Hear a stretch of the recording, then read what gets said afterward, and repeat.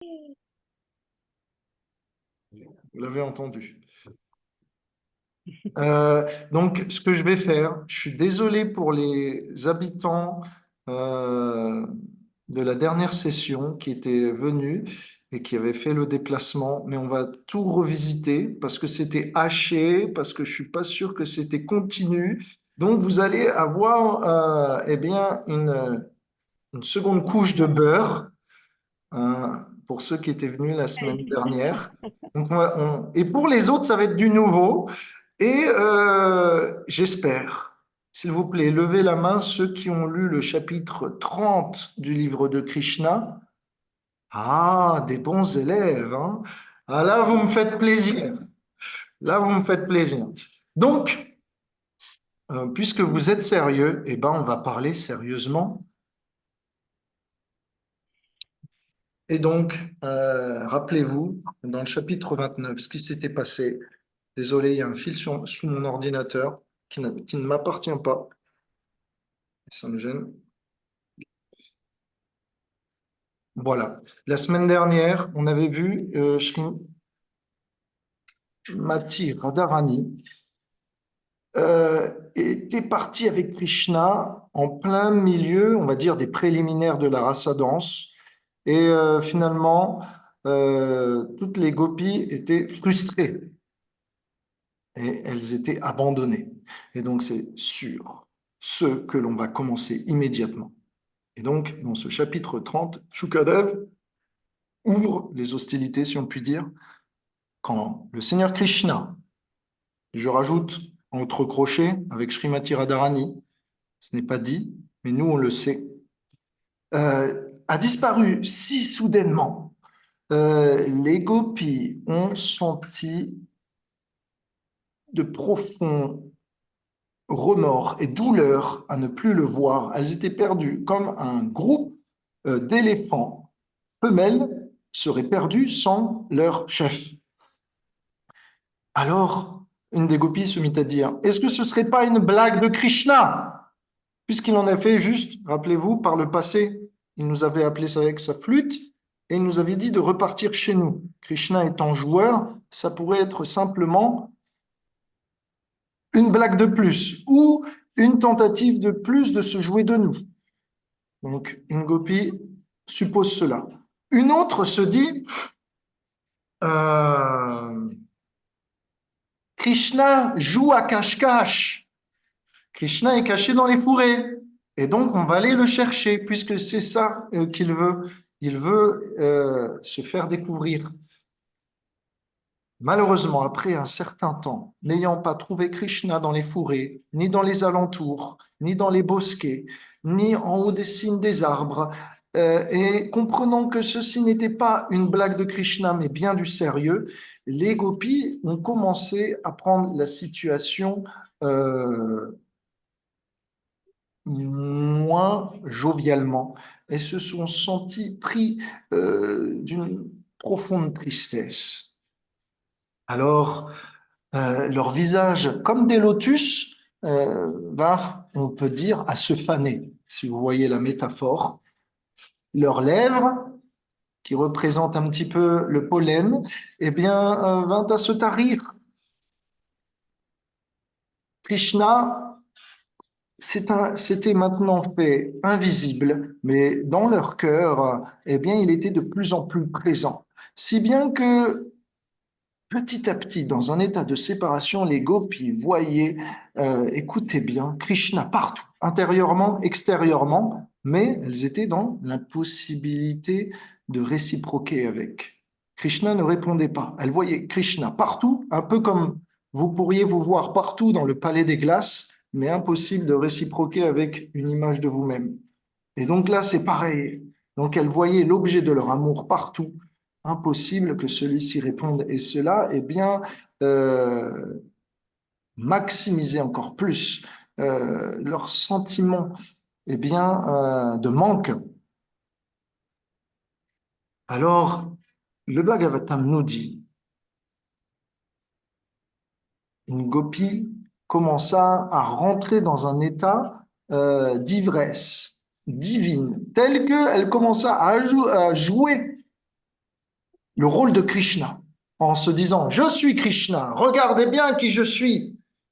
Et elle va à jouer les divertissements de Krishna qu'il avait fait par le passé. C'est un peu la divine folie. J'avais dit ça la semaine dernière. Est-ce que vous avez connu ou entendu le titre La Divine Comédie de Dante? Vous dit quelque chose ou pas? Oui. Oui. Donc là, c'est la Divine Folie des gopis. Voilà. Donc, presque la même chose. Donc, une gopie se dit, Krishna a tout volé. Il a volé notre mental, notre intelligence, notre cœur. Donc, on ne peut pas être séparé de lui. Parce que où qu'il va, de toute façon, il a pris ce qu'il avait volé avec lui. Donc, même si on ne voit pas Krishna, de toute façon, on ne peut pas être séparé de lui. Donc, tout cela n'est qu'une illusion. Cependant, pour créer de la distance avec ce sentiment de douleur que les gopis expérimentaient de ne pas être présents avec leur objet d'amour, ne pouvant pas relationner autant qu'elles le voudraient, elles ont commencé à prendre de la distance avec leur identité propre. Et comment ça va se faire? Le Bhagavatam nous le dit. Se remémorant Krishna, les gopis ont senti leur cœur être submergé par les mouvements et les activités de Krishna, ses sourires, ses regards, ses paroles enchanteurs. Et alors, absorbées en pensée en Krishna, elles se mirent à jouer comme si elles étaient elles-mêmes cet acteur Krishna. Et donc, la semaine dernière, on avait vu comment eh bien, les personnes peuvent, quand elles souffrent, faire une dissociation d'identité. Ça vous dit quelque chose? Quand vous souffrez, vous n'acceptez plus d'être la personne que vous êtes, alors vous prétendez être quelqu'un d'autre. Est-ce que vous avez déjà visité un hôpital psychiatrique ou est-ce que vous avez déjà... Oui, ok. Est-ce que vous avez déjà été patient là-bas? Vous pourrez comprendre encore mieux. Et si vous Non. n'avez pas été patient là-bas et que vous n'avez jamais été dans un hôpital psychiatrique, eh bien, regardez le monde autour de vous et normalement, ça devrait vous donner déjà quelques idées. Et donc, les gens, quand ils souffrent, ils s'imaginent être une autre personne qu'elle-même. On est d'accord? C'est juste un mode opératoire de survie. C'est un peu l'instinct de survie.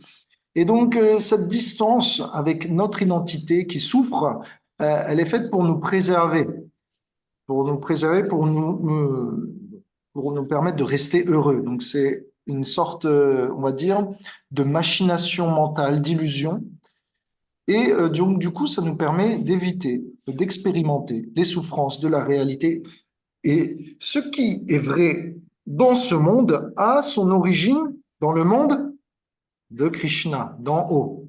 Et donc ici, les gopis expérimentent la même chose. Elles prennent une distanciation avec leur être de gopis séparés de leur amour et prétendent maintenant, en s'absorbant avec amour dans Krishna, être lui. Et comme ça, elles oublient leur souffrance. Euh, Maintenant, regardez peut-être vos enfants. Regardez vos enfants.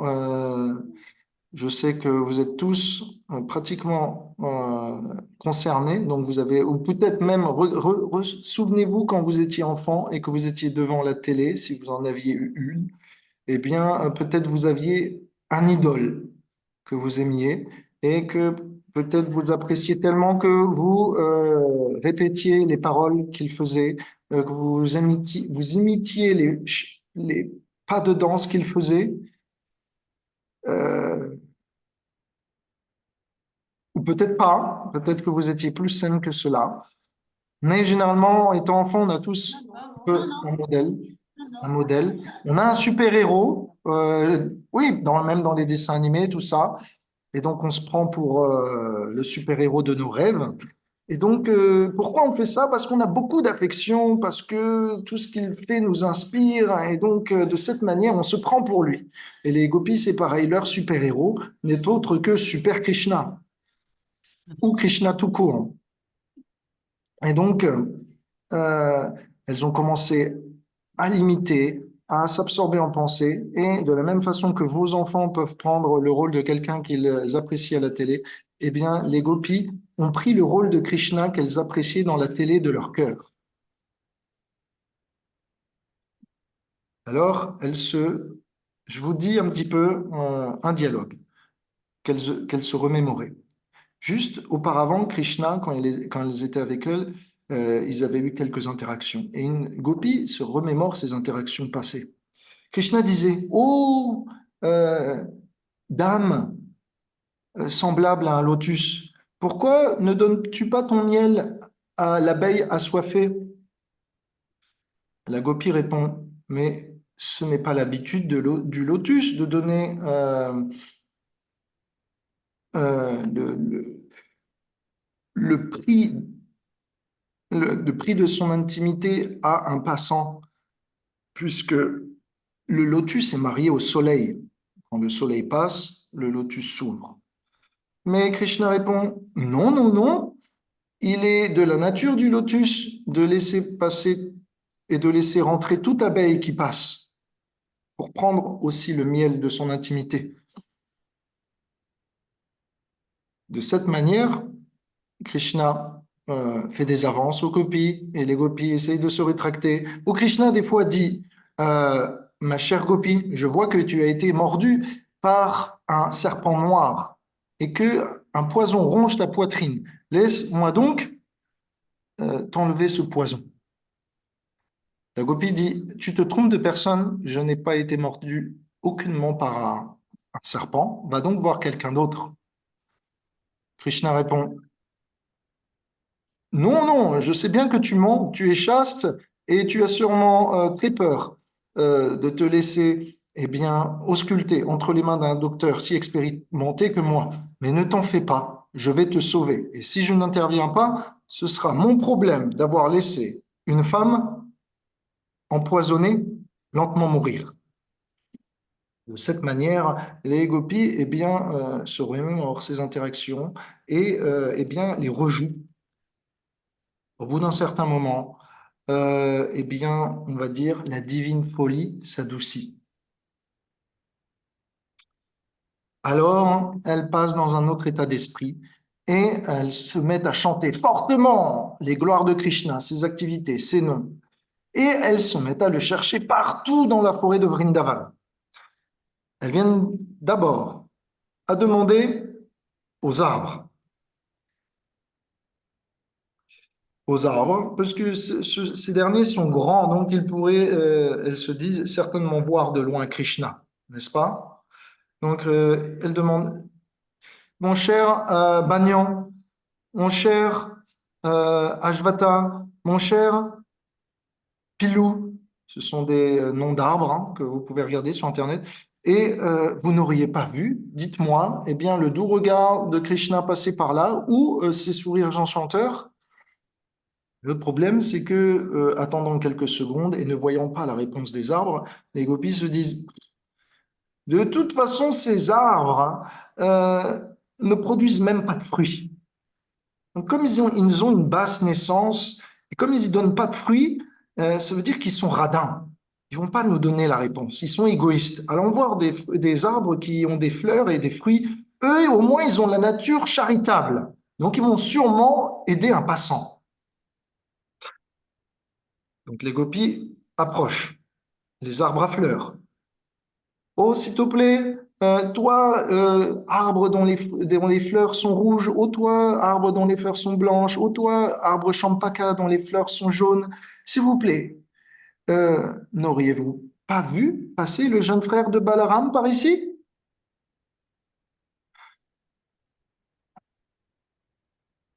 Voyons que un vent souffle par là et fait bouger les feuilles et les branches des arbres, comme s'il disait non, non, non. Les gopis se disent, ah, c'est un signe. Les arbres nous disent que Krishna n'est pas passé par là. Changeons de route et continuons. Une autre gopie se dit, de toute façon, ces arbres sont des mâles.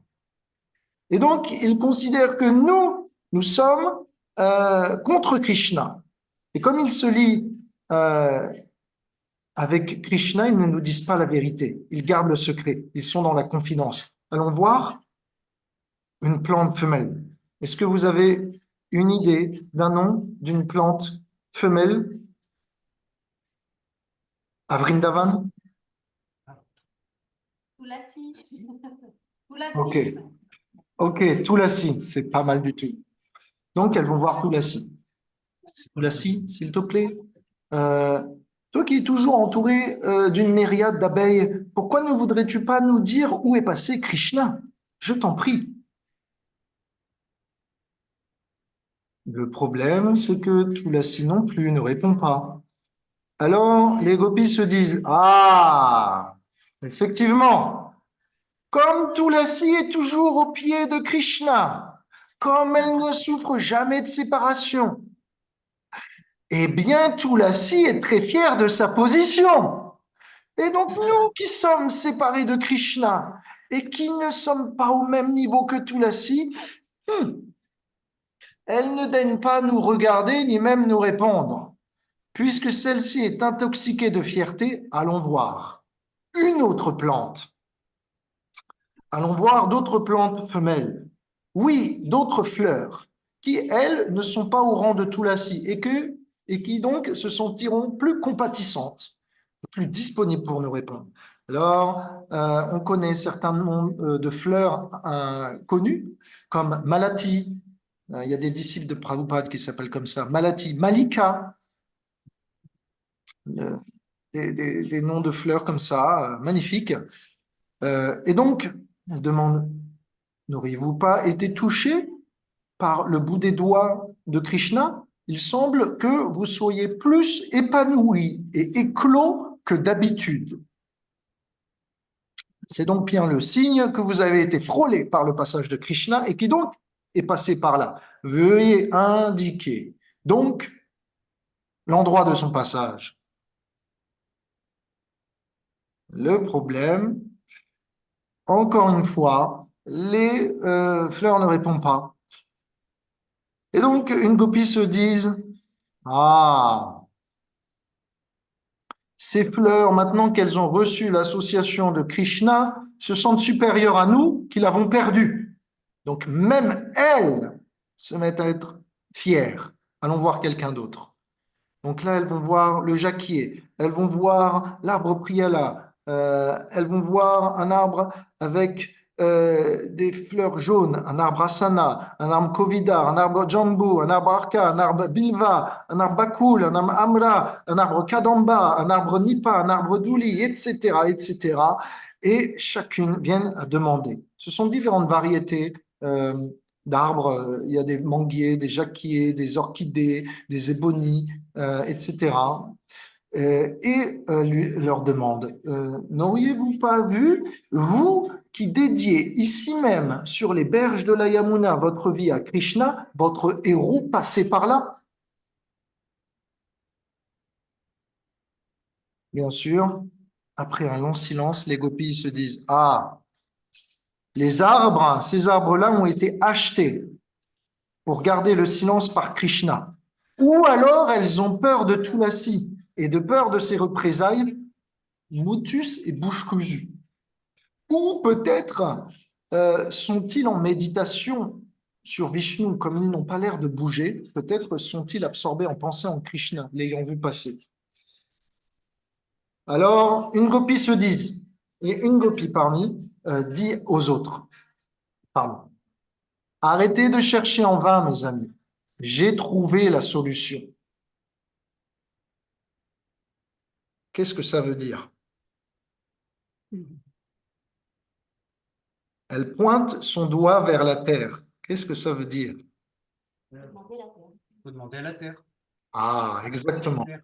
Alors, et elle demande, et elle se dit, non seulement on va demander à la terre, parce que la terre, ou Kai Krishna, de toute façon, il est toujours au contact. Donc, s'il y a bien quelqu'un qui sait, c'est bien la terre. Mais comme la terre accepte de se faire marcher dessus, elle est humble. Et donc, par conséquent, elle va nous dire la vérité. Elle va accepter, elle ne sera pas pleine de fierté. Et pas simplement ça, mais au lieu de lui demander où est Krishna, on va poser une question plus intelligente. On va lui demander, qu'as-tu fait comme activité pour te retrouver au contact de Krishna? C'est plus intelligent. C'est pour ça, donc petite leçon du jour, quand vous voyez quelqu'un, vous pouvez lui demander, s'il vous plaît, donnez-moi vos ashirvad, bénédictions, s'il vous plaît. Il peut vous dire tatastu, accordé, Krishnamati astu, puissiez votre attention se porter sur Krishna. Mais mieux que ça, mieux que de demander des bénédictions, en fait. Ce qui est même plus intelligent parfois, c'est juste de dire, euh, qu'est-ce que vous avez fait pour atteindre Krishna? Comment vous avez fait pour atteindre Krishna? Parce que parfois, certes, le secret réside dans les bénédictions des dévots, mais il réside aussi dans leurs actions. Et parfois, on a besoin de connaître ce qu'ils ont fait pour suivre leurs traces. Et donc, c'est très important aussi de demander, pas simplement qu'ils vous donnent leurs bénédictions, mais aussi de demander ce qu'ils ont fait pour recevoir ces bénédictions pour que vous puissiez faire de même. Donc, suivant cet exemple, les gopis disent, ma chère terre, s'il te plaît, veuille bien nous dire qu'est-ce que tu as fait par le passé pour te retrouver dans cette situation. Malheureusement, de nouveau, pas de réponse. Alors, perdant espoir, mais toujours errant ici et là, en quête de Krishna, un doux vent vient à se faire sentir. Une douce brise vient apporter le parfum de Krishna. Et les gopis étant bien sûr très, on va dire, habitués à Krishna et donc à son parfum, peuvent reconnaître non seulement le parfum de Krishna, mais tout ce qui viendrait s'y ajouter ou s'y soustraire. Est-ce que vous voyez ce que je veux dire? Là, en l'occurrence, elles ont pu savoir que quelque chose s'était ajouté au parfum de Krishna. Radharani. Exactement. Exactement. Et donc, elles se sont dit, Krishna est passé par là, mais pas seulement Krishna. Il y a quelque chose de plus. Est-ce que, levez la main si vous aussi, vous connaissez des personnes tellement bien que simplement, vous pouvez ne pas les voir, mais simplement en sentant, en entrant en contact avec un de leurs objets, vous pouvez savoir que cet objet lui appartient, rien qu'au parfum d'un objet, rien qu'au parfum d'une pièce, rien que à la brise qui passe. Est-ce que vous connaissez des personnes? Peut-être même vous arrivez à vous sentir comme ça. Ok, cet objet m'a appartenu, c'est bien le mien. On est d'accord. Et donc, même chose avec les gopis. Si nous, on peut le faire, si nous, on peut reconnaître le parfum de quelqu'un, un objet qui appartient à quelqu'un simplement par l'odeur, alors que dire des gopis? Elles peuvent le faire. Et donc, les gopis commencent à se diriger vers un endroit. Et elles voient un fan. Il y a un flou qui se crée entre nous, j'ai l'impression.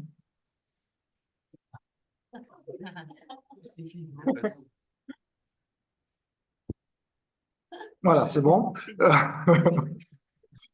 Et, euh, et donc, une des amies de Radharani, les commentateurs du Bhagavatam nous disent Lalita, la meilleure amie de Radharani, vient à dire, hé, regardez, un fan, et les fans suivent toujours, par habitude, Krishna.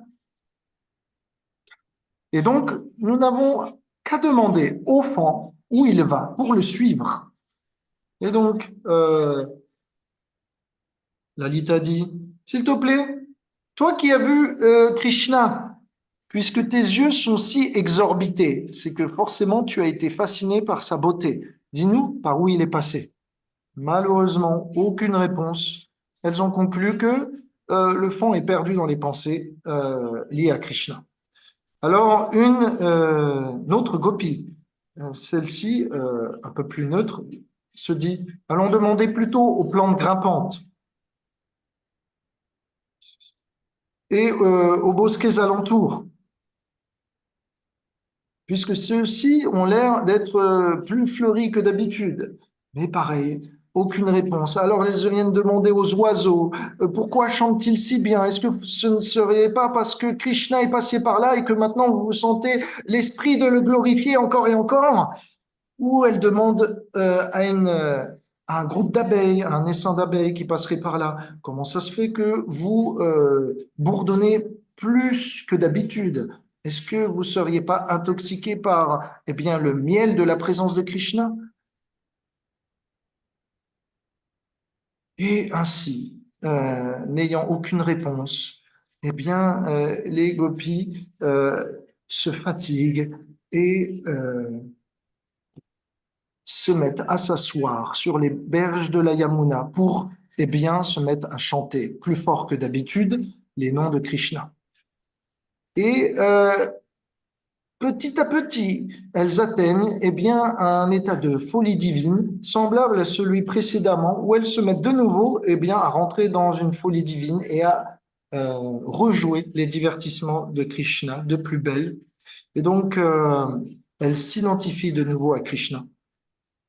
Alors elle joue les divertissements de Putana, c'est-à-dire qu'il y a une gopi qui joue, elle se met à quatre pattes et elle rampe, et il y en a une autre qui la prend dans ses bras, et à ce moment-là, une gopi se met à faussement téter le sein, et puis après, la gopi qui joue Putana, eh bien, tombe par terre. Il y en a une qui imite le chat, Shakatasura, et il y en a une qui imite bébé Krishna, et qui avec lui donne un coup de pied et le chat alors tombe sur le côté.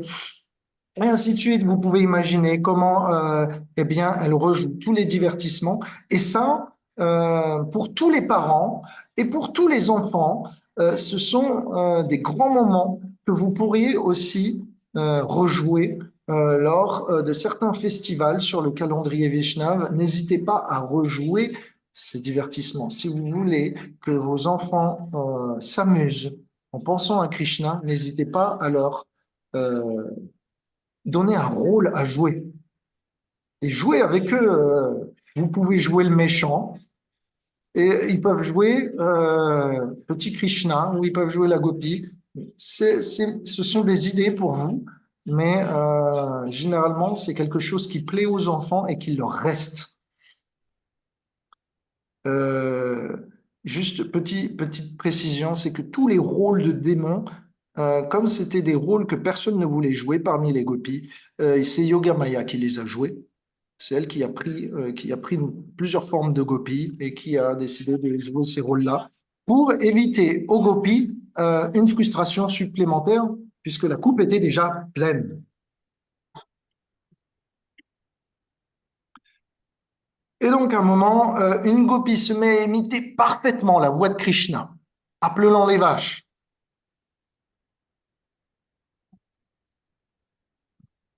Savali, Davali, Dumari, Kali, Nila, please, s'il vous plaît, par ici.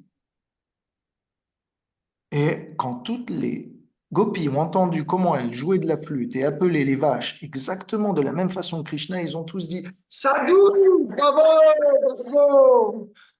De cette manière, ils ont continué à jouer. Eh bien, Krishna et les Gopas, Krishna et Kaliya, Krishna et le feu de forêt, quand ils ont fermé les yeux, rappelez-vous, il y avait eu deux feux de forêt, et le deuxième, c'était là où ils avaient fermé les yeux. Et donc, de cette manière, ils ont commencé à jouer toutes les célèbres activités de Krishna, même certaines ont joué la colline, Krishna qui soulevait la colline Govardhan, et une gopie levait son châle en guise de montagne. Et à un moment, elles ont décidé de jouer Rasbiari, qui veut dire celui qui joue eh bien, des échanges d'amour. Et elles ont décidé de jouer ce qui s'était passé juste auparavant, quand Krishna a dit Bienvenue à tous. Que puis-je pour vous? Dites-moi comment puis-je vous aider? Que faites-vous à une heure aussi tardive, seul dans la forêt? Et donc, finalement, à force, les gopis sont sortis de cette transe de nouveau et ont commencé à se dire, nous ne pouvons plus supporter le fait d'être encore loin de Krishna. Allons donc de nouveau à sa recherche. Donc, au début, rappelez-vous de ce chapitre, elles sont restées en un état de divine folie. Après que cette souffrance a diminué, elles sont parties à sa recherche, elles étaient de nouveau fatiguées, elles se sont assises, elles ont chanté ses saints noms, cela les a transportées pour rentrer dans un état de divine folie de nouveau, et maintenant que cela est bien de nouveau s'amoindrit, elles se disent, allons le chercher de nouveau. Alors elles cherchent comment? Eh bien, cette fois-ci, non pas elles vont demander aux êtres, aux habitants de Vrindavan, puisque ceux-ci ne répondent pas, mais elles vont regarder, localiser les traces de pieds de Krishna. C'est leur but, et elles vont les trouver. Elles vont en trouver une première empreinte, et elles vont suivre le jeu de piste laissé par les traces de Krishna. Ces traces sont reconnaissables parce qu'il y a des signes. Alors une gopi dit, oh, regardez, miracle, voici les empreintes de Krishna. Surtout, ne les abîmez pas. Surtout, ne les touchez pas. Surtout, ne vous roulez pas dedans. Elles sont bien trop belles pour être touchées. Simplement, suivons-les. Et elles ont remarqué, le Bhagavatam nous dit, alors que ces empreintes-là étaient mixées avec les empreintes plus légères, moins appuyées sur la terre et plus petites, avec des signes différents. Euh, donc il y avait une autre paire d'empreintes mixées avec celle de Krishna. Et le Bhagavatam nous dit, en sanskrit, eh bien, ces empreintes appartenaient à la plus chère d'entre tous, à Krishna, celle qui est la plus chère. Et le Bhagavatam va même jusqu'à nous dire que c'est la femme de Krishna. Le mot utilisé est Vadu, Vadva, et ça veut dire femme. Donc, bien que Radharani soit officiellement, on va dire, extérieurement mariée à un autre dont on ne prononcera pas le nom, en réalité, le Bhagavatam certifie, non, non, non, c'est juste de façade. Elle est véritablement la femme éternelle et compagne éternelle de Krishna. C'est dit, certifié et tamponné ici. Alors, on va voir que durant tout le chapitre, en fait, dans le Bhagavatam, le nom de Radharani n'est jamais dit, il est dit indirectement. Indirectement, mais jamais mentionné directement. Alors, pourquoi le nom de Radha ne serait-il pas mentionné? Les bras m'en tombent. Dites-moi, est-ce que vous n'auriez pas une idée?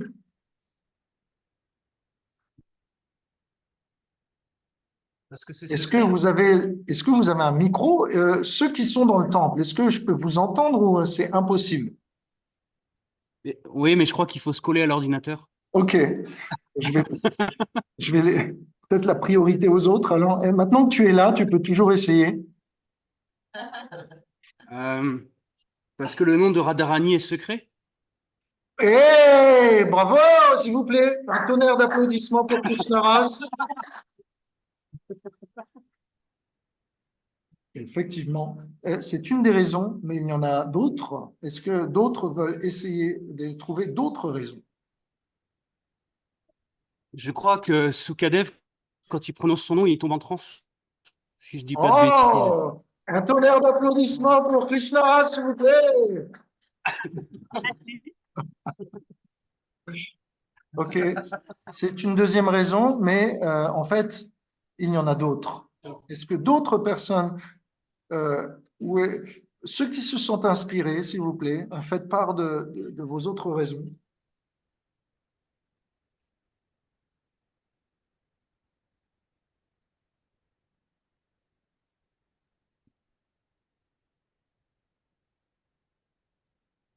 Ok, bien tenté.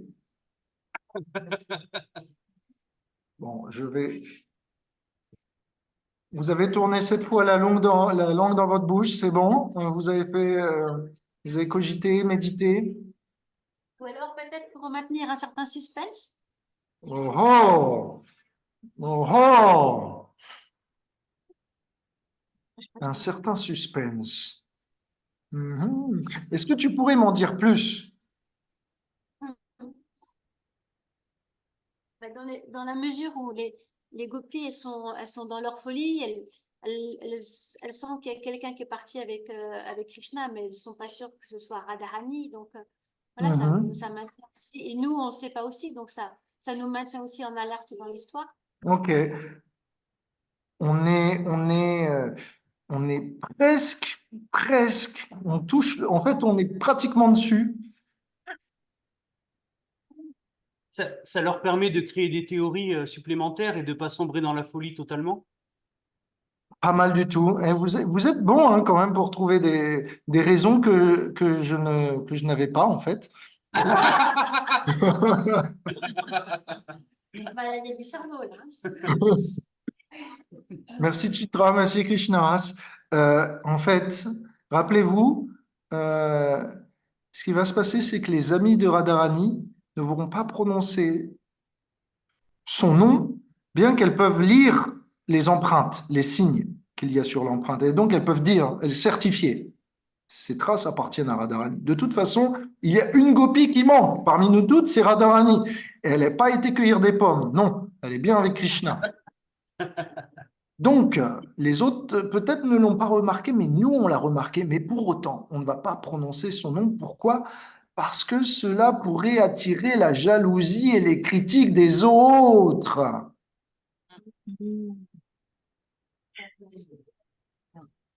Maintenant, du point de vue de Chandravali, par exemple, qui est, on va dire, la cousine de Radharani, mais qui est aussi sa rivale, on va dire. Voilà. Eh bien, bien qu'elle sait reconnaître les empreintes de pied de sa cousine, elle ne va pas non plus dire le nom de Radharani. Et pourquoi? Hmm. C'est insupportable. Vous voyez ce que je veux dire? Parce que Ouais. Ça pique aussi, ça. ça pique, ça pique. Donc il y a de la colère. Donc elle laisse le suspense jusqu'à temps que ce sera l'évidence même. Donc voilà, quelques raisons. Quelques raisons. Étant que, tu l'as bien dit, Krishna, c'est que Krishna ne veut pas que Radharani soit approché par n'importe qui. Et donc, en ne prononçant pas son nom dans le Bhagavatam, eh bien, Krishna s'assure que des gens qui ne sont pas sincères, eh ben, ne vont pas approcher Radharani. Voyez-vous, c'est la petite leçon du jour, c'est que quand vous aimez quelqu'un, généralement, vous le protégez et vous faites en sorte que seulement des personnes de confiance puissent approcher l'objet de votre amour. Imaginons que vous avez un gros compte en banque et que vous avez un gros pécule, un gros sac de pièces d'or dans votre maison. Généralement, ce sac de pièces d'or, vous n'allez pas le montrer à tout le monde. On est d'accord? Hein? Seulement aux personnes en qui vous avez le plus confiance. On est d'accord? De la même façon, l'objet de votre cœur, c'est comme un énorme sac de pièces d'or. Vous ne le montrez qu'aux personnes en qui vous avez confiance, qui ne vont pas le subtiliser, ou qui ne vont pas en abuser, qui ne vont pas le dépenser, ou qui ne vont pas... Vous voyez, hein? Le problème, le problème, c'est que dans cet âge moderne, qu'est-ce qui se passe? C'est l'inverse. C'est-à-dire, dès qu'on a un objet d'amour que l'on considère comme intime, on veut le montrer à tout le monde. Tout le monde. À Facebook, ouais. par Facebook.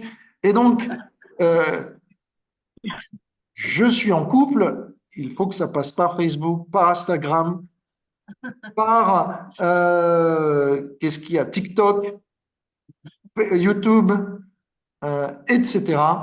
Il faut que le monde, et encore plus quand vous êtes une star, c'est-à-dire que là, vous avez les paparazzis qui vous suivent partout, et donc vous vous en faites même un jeu. En fait, vous en jouez même de ça, de cette notoriété publique. Euh, Maintenant, si vous regardez la nature de Krishna, pour lui, l'amour, il considère Radharani tellement précieux que bien que Radharani est la source de toute opulence, amour, bénédiction, il considère que euh, elle mérite d'être protégée. Elle mérite d'être protégée par ceux qui pourraient venir et l'utiliser à des fins non dévotionnelles, non sincères. Et donc le grand principe qui est visible dans cette attitude de Krishna, c'est que euh, l'objet de notre amour doit être préservé, doit, doit préserver une part d'intimité. S'il n'y a plus d'intimité dans les relations de nos jours et qu'on met tout public, c'est parce que tout est superficiel. Il n'y a plus rien à cacher puisque de toute façon, notre amour est visible. Parce que de toute façon, il est tellement superficiel. Il n'y a pas grand-chose à montrer de notre amour. En l'occurrence, à Krishna, son amour avec Radharani est tellement profond qu'il y a différents niveaux d'ajustement. Et donc, du coup, il ne peut pas montrer tout publiquement. Donc, c'est le problème de ces stages, c'est que ce qu'on se considère qui doit être caché est visible, et ce qui est visible est maintenant caché. Autrement dit, euh, dans les âges passés, la spiritualité, l'amour pour Dieu était une chose, on va dire, euh, qui était du domaine public, et la sexualité était quelque chose du domaine de l'intimité, et maintenant c'est l'inverse. On doit cacher l'amour qu'on a pour Dieu et on doit manifester notre sexualité à tout va euh, sur les panneaux publicitaires, sur les bancs, au cinéma, ici et là. Et donc, il n'y a plus d'affaires privées. Et on voudrait nous faire croire que l'amour de Dieu est une affaire privée. Certes, c'est une affaire aussi individuelle, mais c'est quelque chose dans lequel on peut communier publiquement aussi. Regardez comment on peut chanter ensemble, comment on peut se tenir la main, danser dans l'allégresse. Et ça fait partie des niveaux de spiritualité qu'il est bon de partager publiquement. Parce que ça nous dynamise et parce que ça nous permet eh bien, de vivre quelque chose avec Krishna. Et plus on le fait publiquement, plus après on peut développer une intimité avec. Et donc, c'est vrai, toute relation part du public pour aller dans l'intime.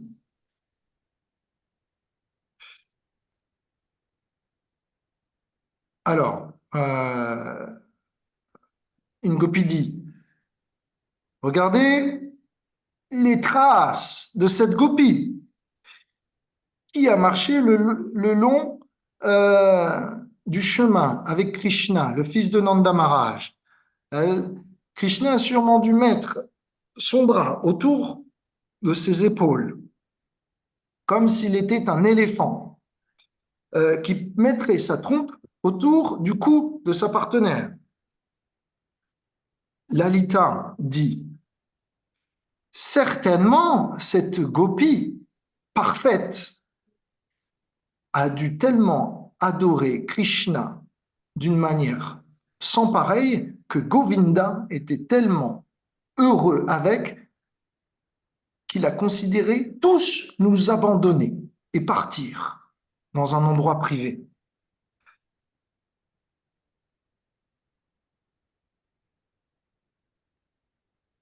Radha, ça veut dire Ra. euh, euh, le sanskrit, ça veut dire celle qui adore sans déflexion ou euh, celle qui satisfait par son adoration. Ça, c'est la signification de Radha. Un autre gopi répond. Euh,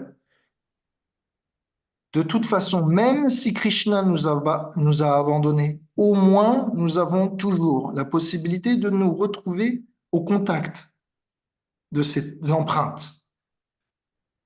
Peut-être ne sommes-nous pas finalement les plus infortunés. Tous les jours, nous avons vu par le passé Krishna partir les matins et revenir tard l'après-midi.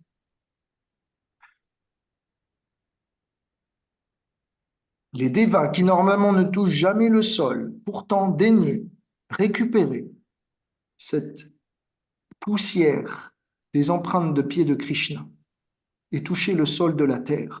C'est dire la bonne augure et l'importance de ce que l'on peut avoir ici, présentement, en face de nous. Mais des gopis opposés à Radharani disent ces empreintes sont en train de nous rendre folles.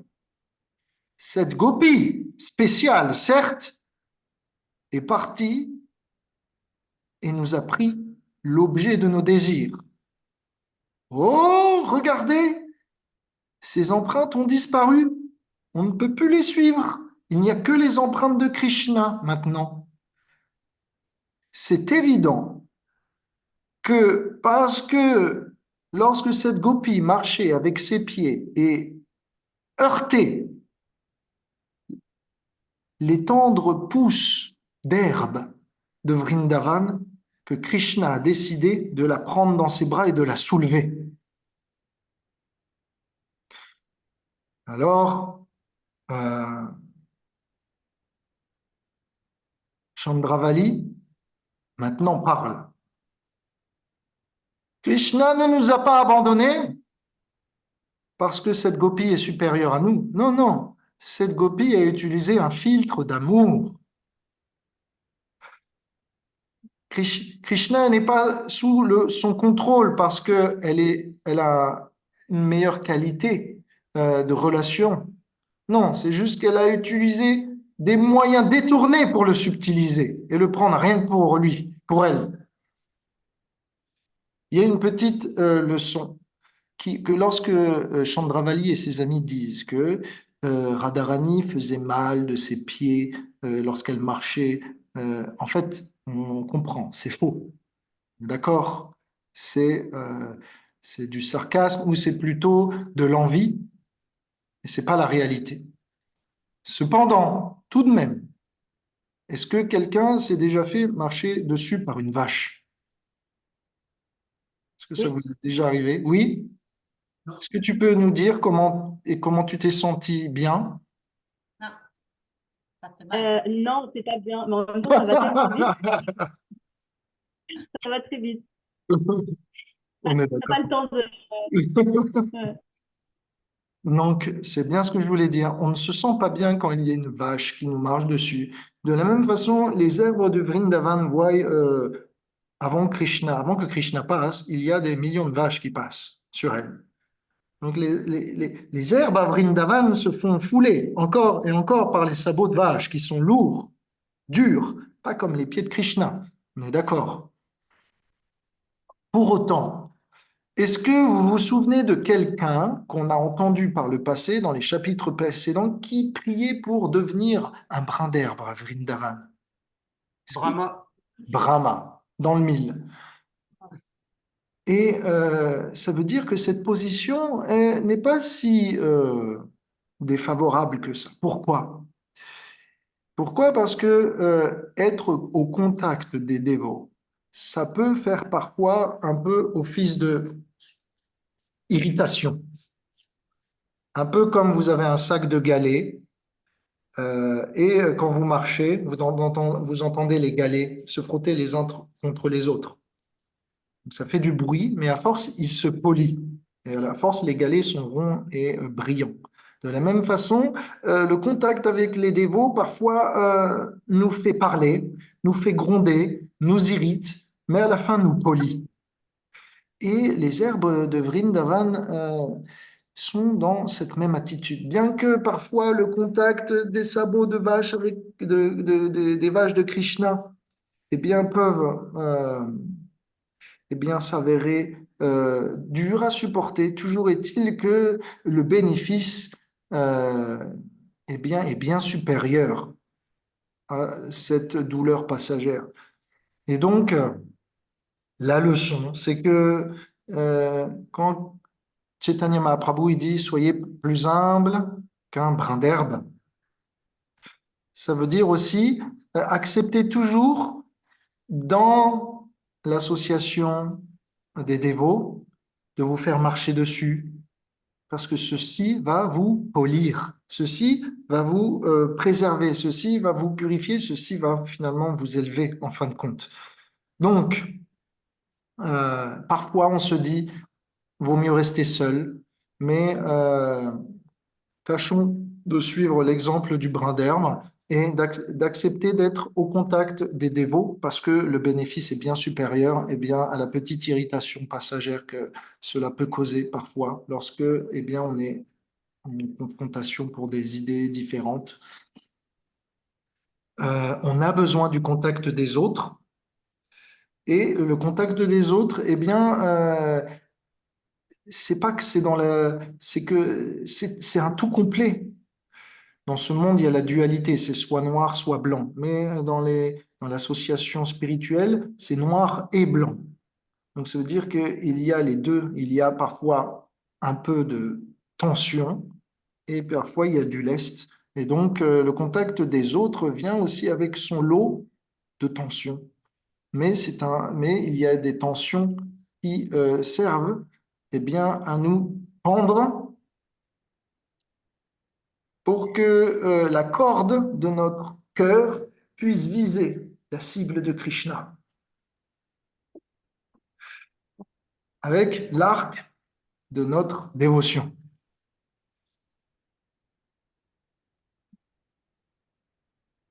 Donc, on continue. Shyamasaki, on verra plus tard dans les chapitres suivants qui est Shyamasaki, mais c'est une des principales gopis. Et c'est une aussi des concurrentes de Radharani.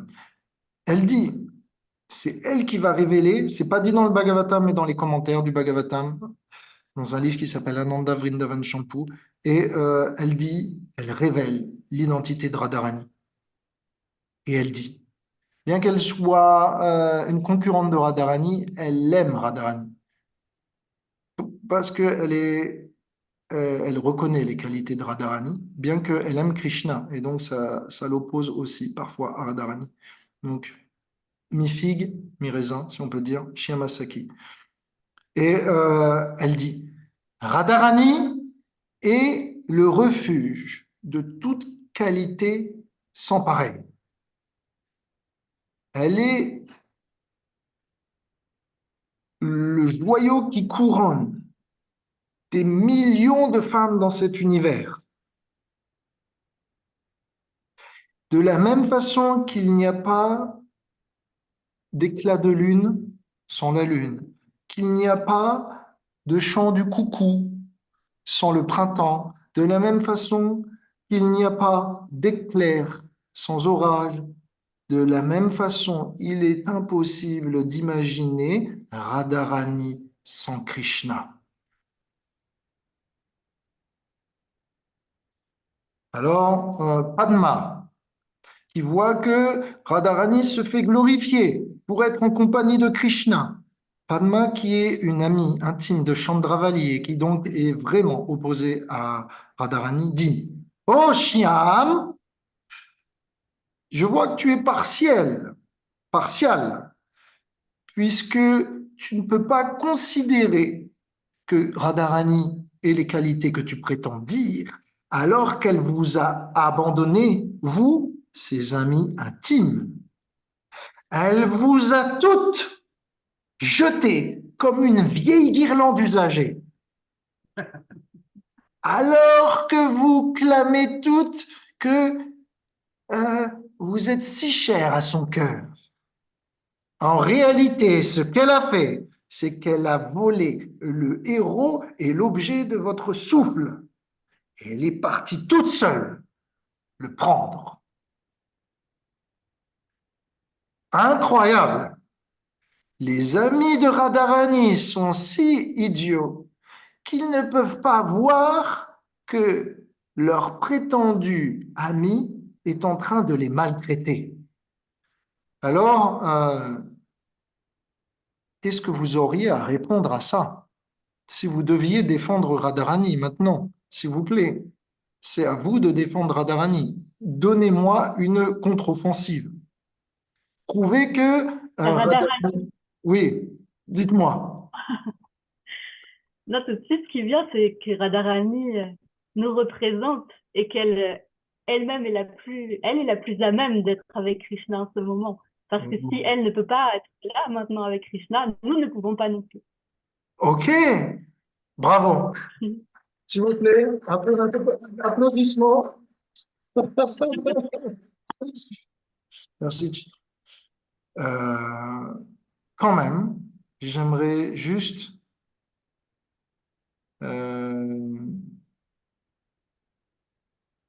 te dire comment ça se fait que elle pourrait aussi vous emmener avec, non? Elle pourrait quand même, elle peut être la meilleure d'entre toutes, mais elle serait pas obligée de nous abandonner et de nous faire souffrir. Rappelle-toi, tu as quand même souffert la folie pendant plusieurs heures juste avant, et tu as pleuré toutes les larmes de ton corps. Est-ce que Radharani, ta meilleure amie, veut vraiment que tu supportes ça?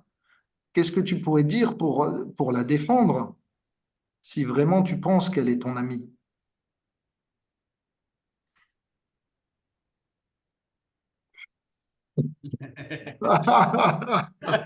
Alors, je tente un truc. Vas-y. Je pense que Radharani, elle est tellement imprégnée de l'amour de Krishna que sa souffrance est plus forte que celle des autres gopis si elle est séparée. Attends, tu peux répéter? C'était beau. Que si Radharani est séparée de Krishna, sa douleur de séparation est tellement plus forte que celle des autres gopis, qu'il vaut mieux que ce soit elle qui soit avec Krishna et les autres pas avec elle, pas avec lui. Oui, mais pourquoi les autres devraient expérimenter la séparation alors? Bah parce qu'elle aime tellement Radharani qu'il vaut mieux avoir sa propre souffrance et que Radharani souffre moins.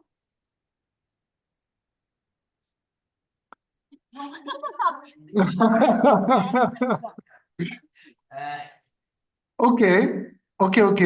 Merci beaucoup. Radharani veut s'assurer que Krishna n'est pas une canaille et au lieu d'emmener tout le monde avec dans le danger, elle préfère aller toute seule, voir d'abord tester. Voilà. vous- Elle part pour protéger les gopis. Ce que je peux voir, c'est que vous êtes prêt, et ça me fait plaisir, c'est que vous êtes prêt à trouver n'importe quel argument pour supporter Radharani. Oui. Et donc c'est beau, hein, c'est beau.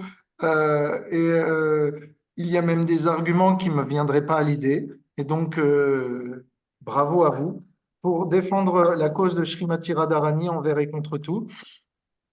Est-ce que vous voulez entendre la réponse des gopis, des amis de Srimati Radharani, comment elles défendent Radharani? Est-ce que vous voulez entendre ça? Ok, ok. Alors, Shyama répond. Padma, tu manques d'intelligence parce que tu es saturé d'envie. Voici la raison. Je vais te la donner, écoute bien. Depuis sa tendre enfance, Krishna a attiré le corps de Radharani contre son gré. Elle n'a aucun contrôle d'elle-même. De la même façon qu'une rivière coule le long d'un flanc de montagne, les pensées de Radharani coulent vers Krishna. De cette manière, Radharani ne peut être l'objet d'aucun reproche. Est-ce que ça vous satisfait? Oui, Oui, Pas mal, non? Je trouve qu'elles défendent bien hein, quand même leur ami. Shyamasaki, bravo. Maintenant, il s'agit de défendre, enfin, il s'agit de comprendre Krishna aussi. Parce que certes, Radharani est OK, est incapable de corriger son attraction pour Krishna, mais qu'en est-il de Krishna? Il aurait pu tout simplement rester avec l'ensemble des gopis et leur éviter une souffrance. Donc, plus que ça. Qu'est-ce qui fait que si Radharani est si cher à Krishna, qu'est-ce qui fait que des fois on entend que Krishna va voir d'autres personnes? Est-ce que vous avez une raison valable pour ces agissements de Krishna? Si Radharani est si cher à Krishna, pourquoi donc Krishna va voir quelqu'un d'autre? C'est ma question. il aime toutes les gopis. Comment? Parce qu'il aime toutes les gopis. Il aime toutes les gopis. Tu dois réciproquer avec elle aussi. Il est redevable. Hmm. Bien, bien, bien. Quand même, je trouve que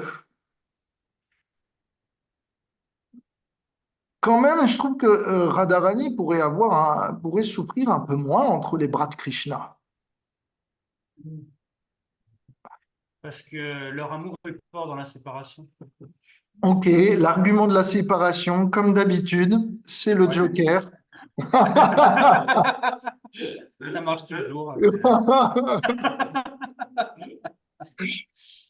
Ça passe partout et donc pas mal. Et c'est vrai, c'est vrai. Tout ce que vous avez dit est vrai. Mais maintenant, je vais vous révéler un beau secret. Et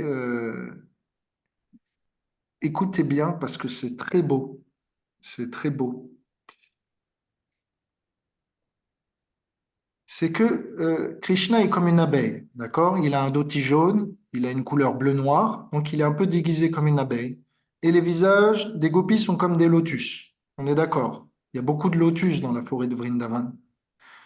Et donc, l'abeille, qu'est-ce qu'elle fait? Quand elle va à un point, elle peut faire des détours, voyant qu'il y a d'autres fleurs sur son passage. De la même façon, Krishna étant une abeille, avant d'atteindre le visage Parisolotus de Radharani, il peut s'arrêter à d'autres fleurs. Pourquoi fait-il ça? Ne blâmez pas Krishna. Voilà la raison pourquoi. La seule raison pour Krishna de laisser Radharani, même pour un seul moment, c'est parce que Srimati Radharani accepte de tolérer la séparation avec Krishna pour le partager avec autrui. Radharani accepte la peine. Sa peine n'a aucune comparaison, hein, je vous le rappelle, puisque c'est elle qui est la plus attachée à Krishna. En ses yeux, Krishna est vu de la manière la plus précise et la plus complète. En ses yeux, il y a des qualités de Krishna que elle seule ne peut voir. Et pourtant, c'est cette même personne, Srimati Radharani, qui accepte de souffrir pour vous partager Krishna. Et pour accepter que Krishna aille voir d'autres personnes. Parce qu'elle estime que Krishna a des qualités tellement magnifiques que ce serait trop égoïste de garder ces qualités de Krishna seulement pour elle-même. Alors, elle tolère le fait que Krishna aille voir d'autres personnes. Si elle ne le tolérait pas, Krishna ne pourrait pas accepter.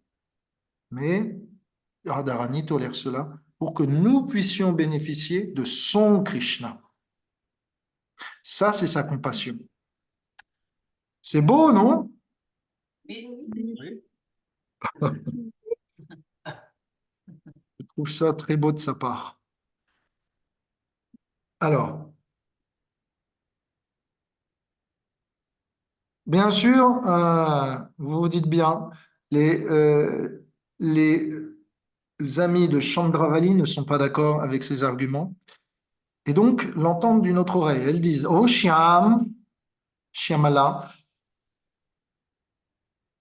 les gens qui appartiennent à un même groupe ne voient pas leurs propres fautes. Tu parles de Radha comme si ça sonnait de manière raisonnable.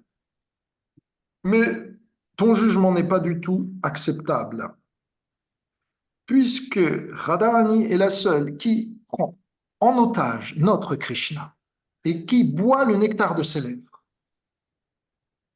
Par conséquent, de voir ces traces de pieds ici et là dans la forêt de Vrindavan est une peine supplémentaire pour nous.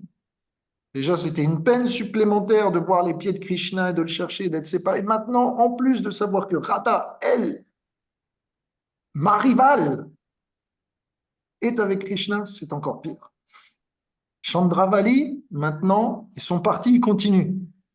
Observez, mes chers gopis, voyez comment ce Krishna, ce Guja, ce séducteur, voit ces traces de pieds pressées plus profondément sur le sol, portant le poids de sa bien-aimée, comme on porterait nouvellement une mariée. Il a dû ici la poser maintenant, puisque cela représentait un poids bien trop important.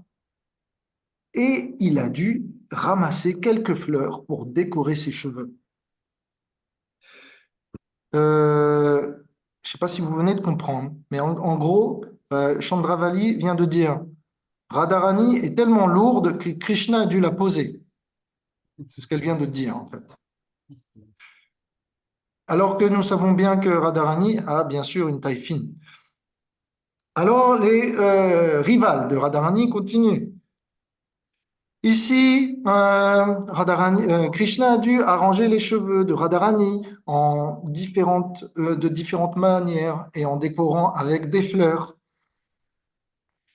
Et le couple était confident de pouvoir rester ainsi ici parce que Vrinda Devi avait organisé une troupe militaire d'abeilles pour garder les environs. Et quiconque viendrait alors s'aventurer dans un périmètre de sécurité se verrait, eh bien,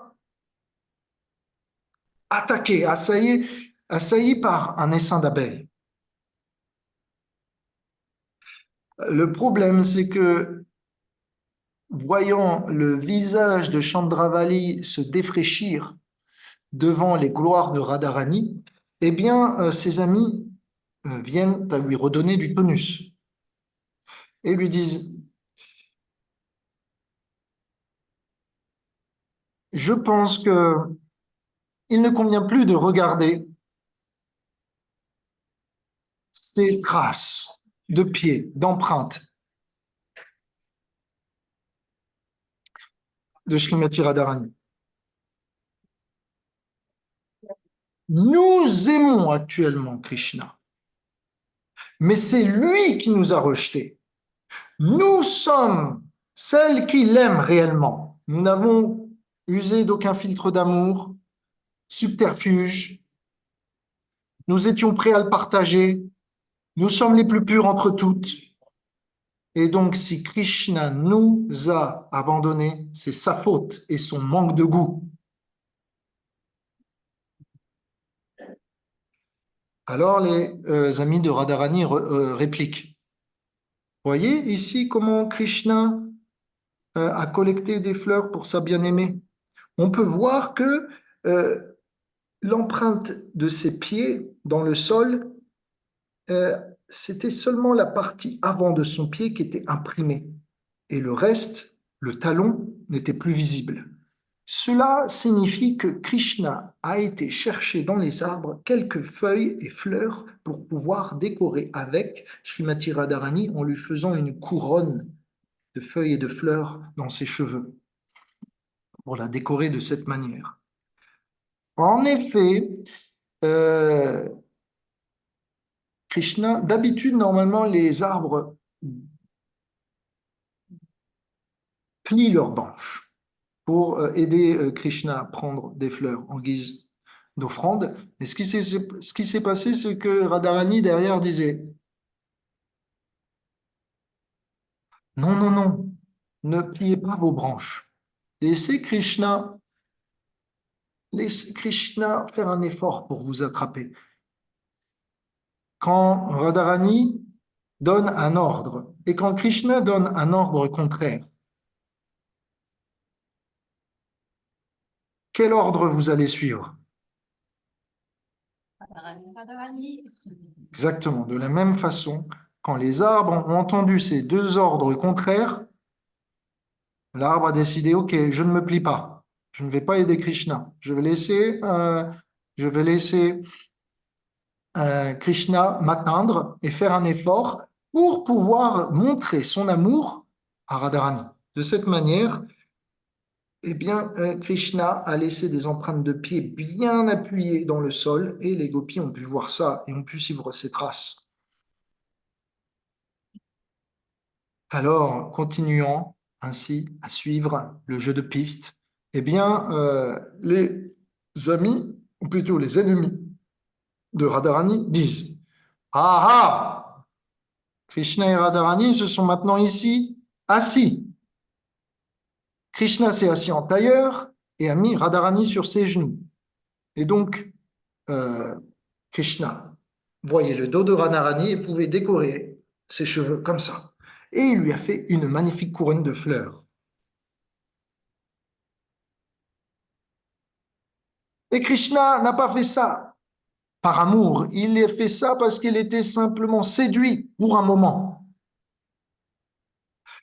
Cette Radharani est très agile pour séduire, mais son amour ne rivalise pas avec le nôtre. Et nous le prouverons bientôt.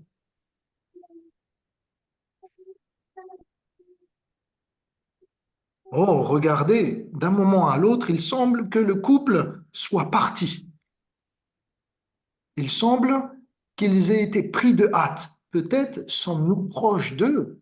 Peut-être qu'ils ont entendu nos voix et nos complaintes et alors se sont dit qu'ils devaient déguerpir et aller plus loin dans la forêt pour recréer de la distance. Alors, le Bhagavatam nous dit que bien que Krishna soit satisfait en lui-même, toujours est-il qu'il aimait eh bien, jouir de la présence des gopis, et plus particulièrement de Srimati Radharani. Et que cela contraste eh bien, avec les hommes de ce monde et les couples de ce monde. Euh, pourquoi? Ok, c'est maintenant les petits points philosophiques. Pourquoi le Bhagavatam nous dit ça? Qu'est-ce qui fait que Krishna et Radharani sont différents? Qu'est-ce qui fait qu'ils sont différents des couples de ce monde? C'est que Krishna n'est pas dépendant des autres pour être heureux. Ça, c'est un gros point. C'est que Krishna, quand il est avec les gopis, il n'a pas besoin des gopis finalement pour se sentir heureux, puisqu'il est satisfait en lui-même. Vous comprenez? Et généralement, dans les couples de ce monde, quand ils se forment, c'est parce qu'il y a un manque quelque part. Et Krishna est complet. Il n'y a pas de manque en lui. Quand il va avec Srimati Radharani, c'est que pour avoir du plus. Mais sinon, Krishna est officiellement, véritablement, il pourrait être un célibataire éternel. D'ailleurs, c'est sa tenue, où il est considéré, où il s'affiche comme cela. Mais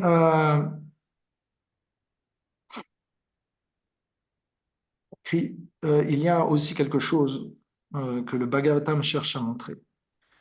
C'est que euh,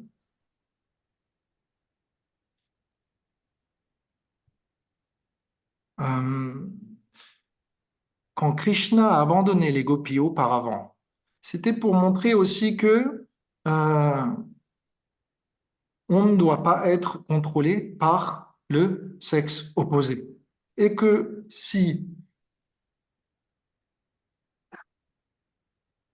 l'occasion se présente, on devrait être capable de prendre des distances et son indépendance, de pouvoir marcher droit sur ses deux jambes sans le support de quelqu'un.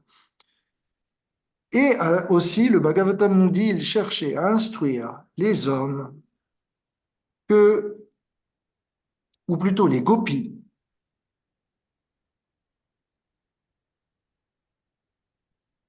que s'il y a un homme parmi tous les hommes de ce monde qui est satisfait en lui-même, qui n'a pas besoin de vous, mais qui vous acceptera, c'est bien Krishna. Et donc, si vous avez à choisir une personne avec qui vous mariez pour l'éternité, choisissez Krishna. C'est le véritable mari de votre vie. Ça, c'est aussi une leçon du Bhagavatam. Et une dernière leçon, une troisième leçon, ou plutôt une énième leçon, c'est que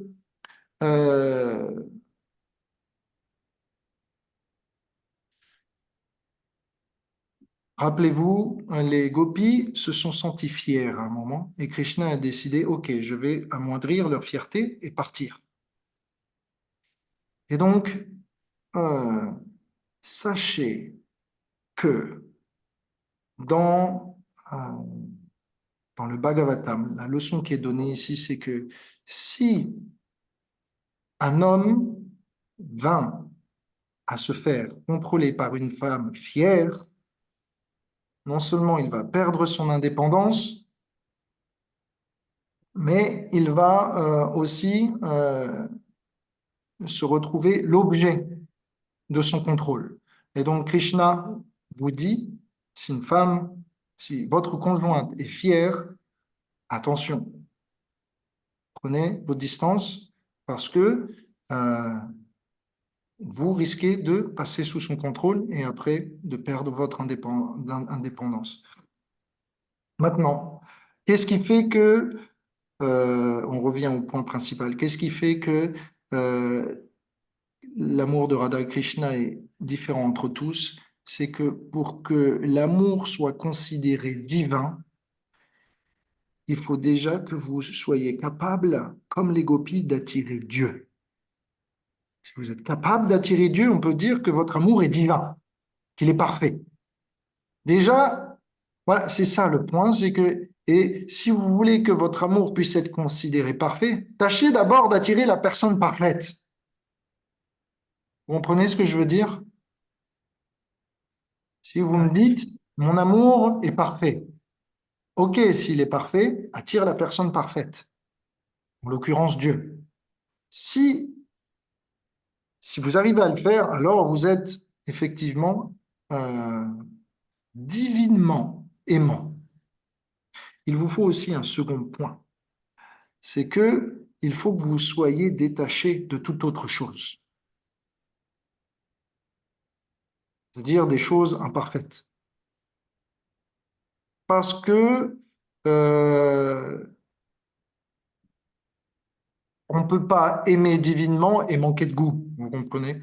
Alors, ce sont deux caractéristiques que l'on voit ici-bas, c'est-à-dire des gens, ou plutôt des personnes qui n'aiment pas Dieu, qui finalement qui n'arrivent pas à attirer à eux, qui n'ont pas de goût pour les choses parfaites et n'ont pas de détachement envers des pulsions basses. Et donc Krishna nous dit, élabore là-dessus, dans ce monde, les hommes vils et les femmes basses sont pleins de désirs, mais je ne suis pas comme eux. Je ne cherche pas à jouir de mes sens pour moi-même. Et les gopis, de même. Et donc, notre union est parfaite. Ça, c'est ce que Krishna dit de son amour et des relations qu'il a avec les gopis. Basiquement, ça veut dire quoi? C'est que si Krishna se donne aux gopis, bien qu'il bénéficie de cette relation, c'est surtout pour leur faire plaisir. C'est ça le motif, c'est que c'est désintéressé. Alors, maintenant, on va venir à la dernière partie de ce chapitre. C'est comment Radharani va elle aussi en venir à se séparer de Krishna, bon gré mal gré. Voilà comment cela arrive.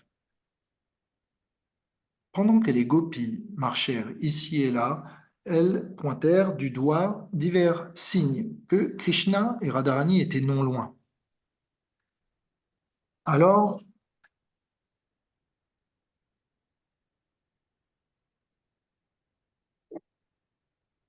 Krishna, qui avait emmené cette gopie dans un endroit reculé de la forêt, avec la meilleure d'entre toutes les femmes, Varishta. Ici, c'est un nom de Radharani qui est donné Varishta, c'est-à-dire meilleure d'entre toutes les femmes. Radharani pensa, je suis parvenu à contrôler Krishna, lui seul réciproque avec moi.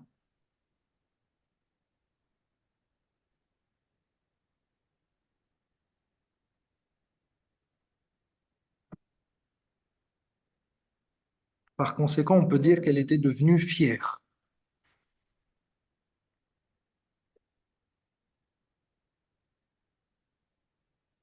Je continue.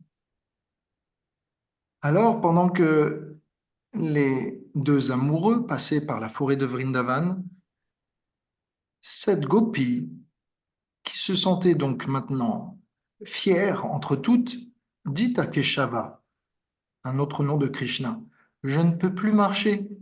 Veuille donc bien me porter à partir de maintenant. Emmène-moi où tu veux. »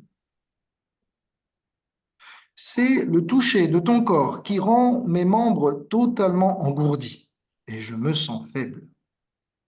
Krishna répond, pour te délester de ta fatigue, je vais te porter à un autre lit de fleurs.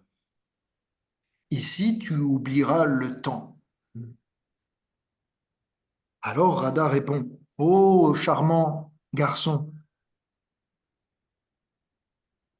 nous devons aller à un autre endroit, plaisant comme les autres. Porte-moi sur ta poitrine, que je puisse mettre mes bras autour de tes épaules. Vous voyez, Radharani demande à ce que Krishna la porte comme une mariée.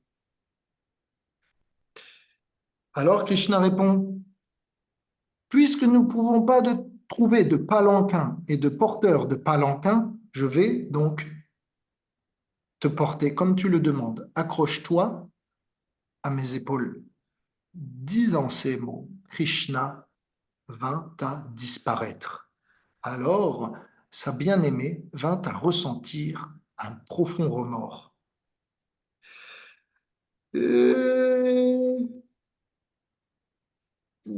On peut se demander comment ça se fait que Krishna de nouveau laisse les gopis.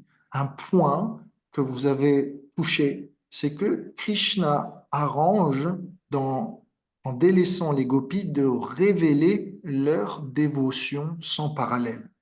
C'est dans la séparation que l'intensité de leur dévotion est montrée au monde entier. Et c'est là que les confins de l'amour divin peuvent être observés. Et donc, c'est pour nous l'occasion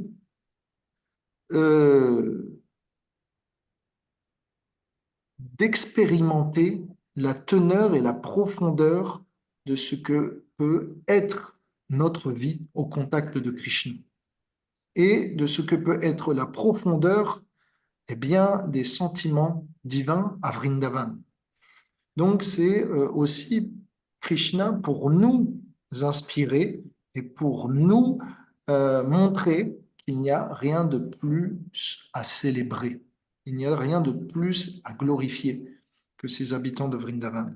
Maintenant, on peut se demander aussi pourquoi Radharani est devenue fière. Est-ce que vous vous êtes posé la question, quand vous avez lu le chapitre, comment ça se fait que Radharani est devenu fier?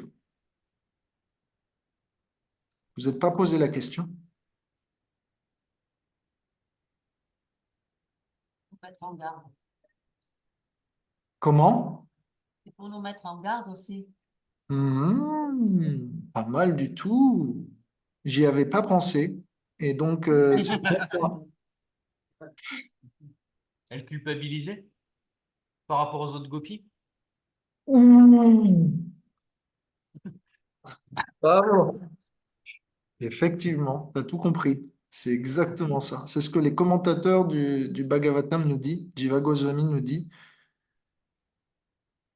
Euh, En fait, extérieurement, Radharani apparaissait fière, mais intérieurement, elle considérait avec compassion. Le Seigneur de ma vie m'a montré une telle affection. Mais comment mes amis tels que Lalita et Vishaka et toutes les autres vont-elles supporter une vie de séparation, ces longs moments durant, sans moi et Krishna?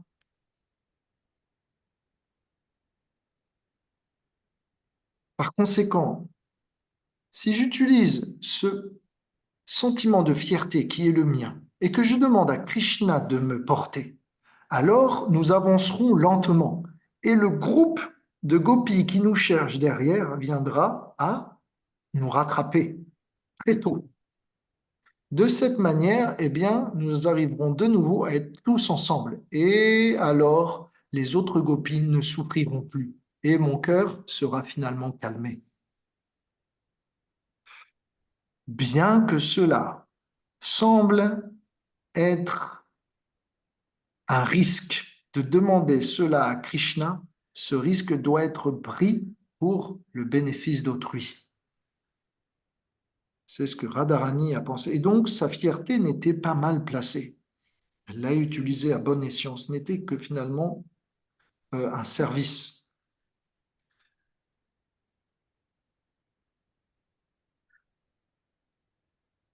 Et pendant ce temps, qu'est-ce qui a motivé aussi Krishna à délaisser Radharani si celle-ci lui donne tant de plaisir à ce moment-là? C'est que Krishna, écoutez bien, c'est intéressant là, ce que Krishna pense, c'est que on nous dit, Krishna se dit, Radharani maintenant me demande de l'emmener où elle veut, où je désire. Je lui ai même dit, moi, je peux t'emmener un lit de fleurs. Elle a dit, oui, mon prince charmant.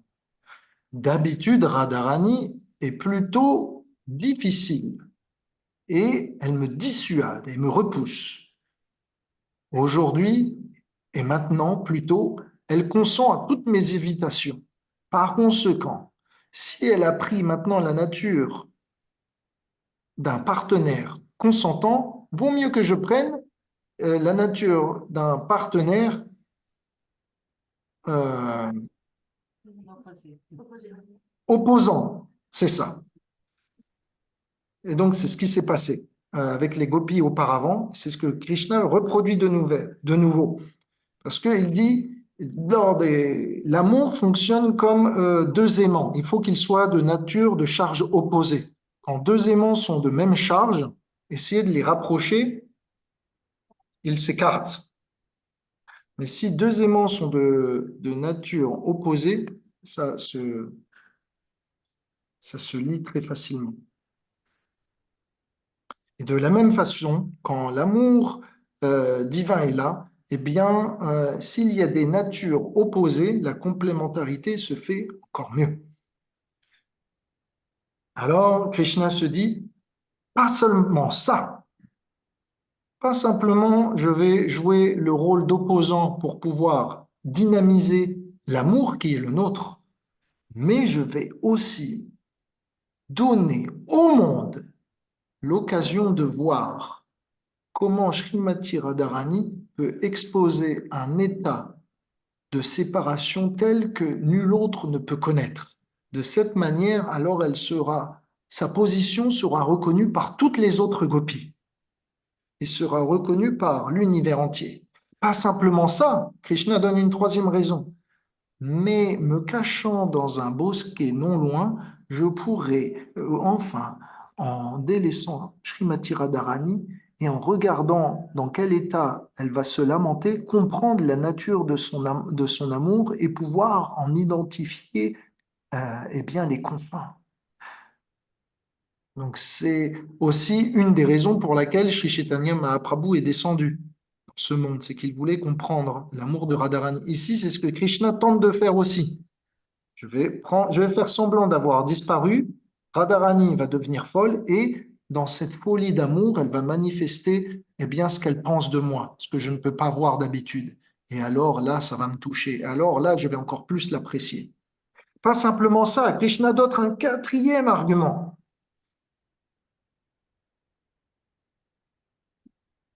Krishna se dit, si j'apparais maintenant avec Radharani, ça va être très difficile de me concilier avec les autres gopis qui sont jalouses et qui sont opposées.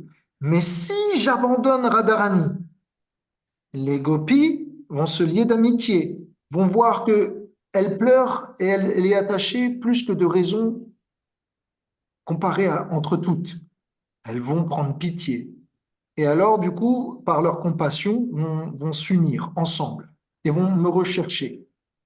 Alors, il n'y aura plus d'opposition. Je pourrai revenir et les reconquérir toutes plus facilement que si j'apparais avec Radharani maintenant. Alors, de cette manière, eh bien, Krishna tente de réunifier les gopis d'un jeu habile. Alors,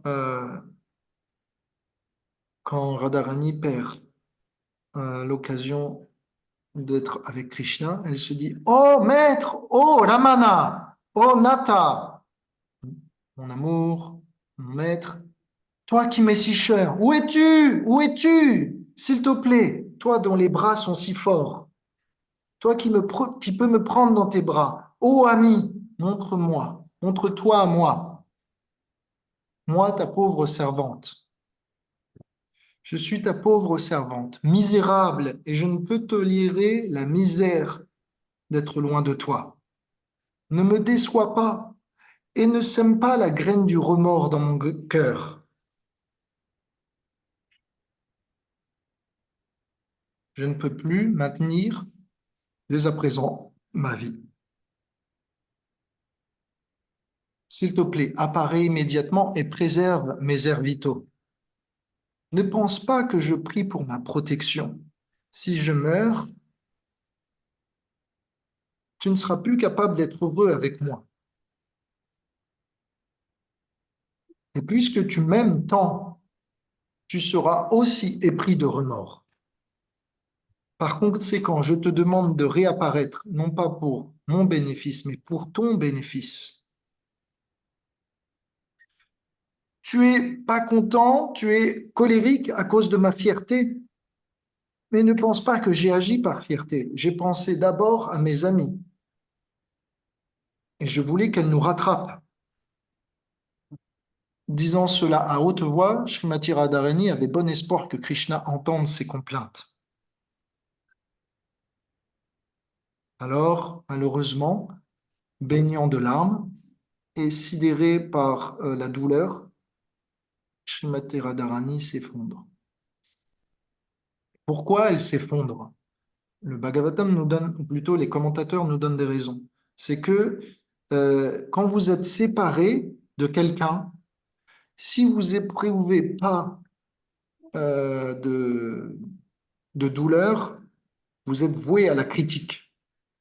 Et donc, comme Radharani est celle qui est censée aimer le plus Krishna, elle est censée aussi être celle qui en souffre le plus. Et donc, elle devait au moins montrer un état eh bien, d'inconscience. Puisque Radharani sait que si elle vient vraiment définitivement à quitter son corps, Krishna ne s'en remettra pas, elle garde juste un semblant de souffle vital, juste ce qu'il faut pour continuer à vivre, le minimum. Elle ne peut pas mourir parce que Krishna s'en remettra pas, elle ne peut pas rester aussi en vie parce qu'elle serait vouée à la critique. Alors, les gopis vinrent à découvrir leur ami qui était inconscient et elle vient à abandonner, comme Krishna l'avait prévu, eh bien, toute haine et envie contre elle. Voyant qu'elle était en danger, tous les habitants de Vrindavan viennent aider Srimati Radharani.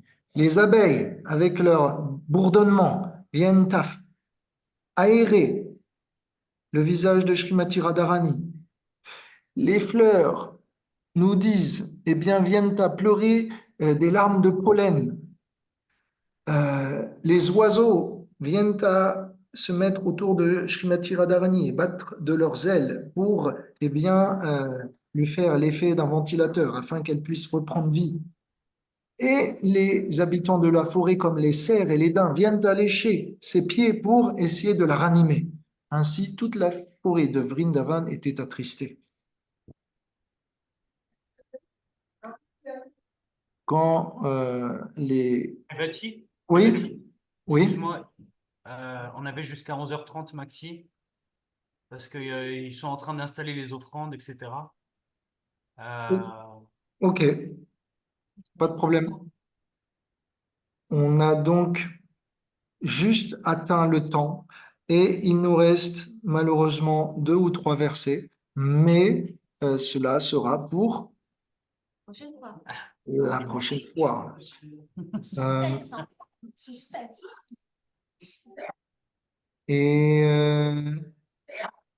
on va dire, alors, je vais juste finir.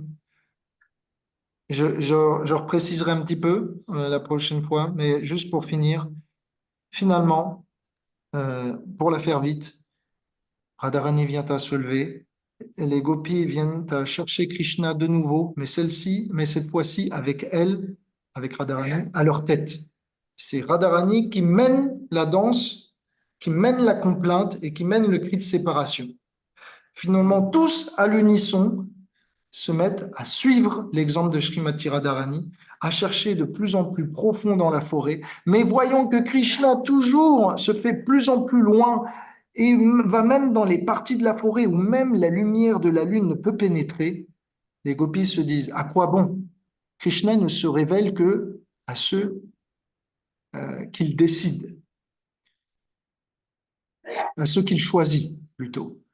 Et donc, Krishna ne nous a pas choisis pour l'instant. Plutôt que de le faire courir de plus en plus dans les confins de la forêt, là où il pourrait en plus s'enfoncer une épine dans le pied, peut-être saigner et peut-être se faire du mal, pourquoi lui faire courir un tel risque? Plutôt, allons dans un endroit où l'écho sera grand, sur les berges de la Yamuna, où le vent pourra porter notre son, le son de notre complainte, et où Krishna pourra nous entendre de loin.